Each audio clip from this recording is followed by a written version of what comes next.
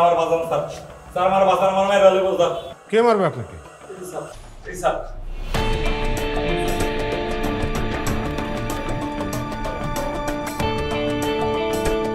জামাল, লাশ পেয়েছো? লাশ কোথায় রেখেছেন?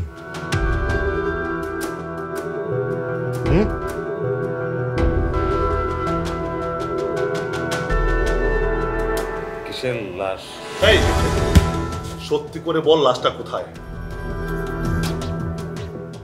বলেন বলেন, লাশ কই? আচ্ছা উনি আমার গায়ে হাত তুললেন। এই কেন ফাজলাম হচ্ছে? ফাজলাম হচ্ছে কেন? সত্যি করে বল লাশটা কোথায় রেখেছিস বল।